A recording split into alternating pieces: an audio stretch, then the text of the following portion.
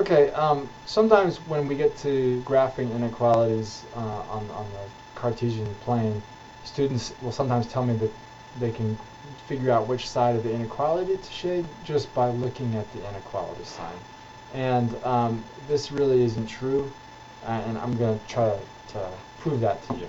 So I'm on a website called Desmos, which is actually a really cool graphic tool. It's free. And I'm going to graph my first inequality.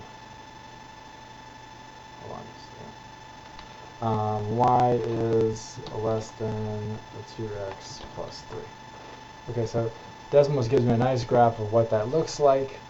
Okay, now I'm going to turn that graph off for a second, and I'm going to graph another one. 2y, negative 2y plus 7 is greater than negative 4x plus 1. Okay, and that's the graph of that. You'll notice, right, I'm going to turn that one off and turn the first one on. The purple graph and the orange graph are the same graph.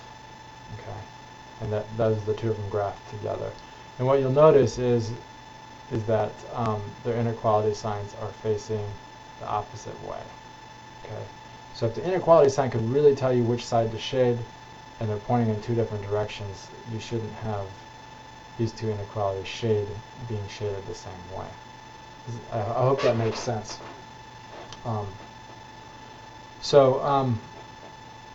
Yeah.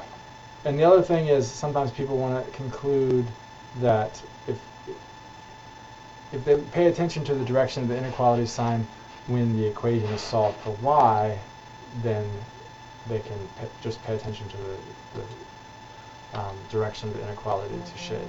But here I want to show you that I can also trip you up on that. Oops.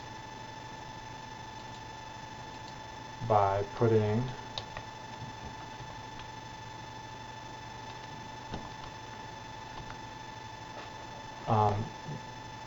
another inequality up that shades exactly the same way as the first inequality.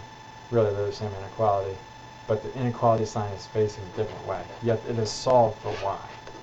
So I hope that after seeing this video, people will stop doing that thing where they just look at the inequality sign. Sometimes it'll work for you, sometimes it won't, but a test point, the technique, is a much safer way to do this.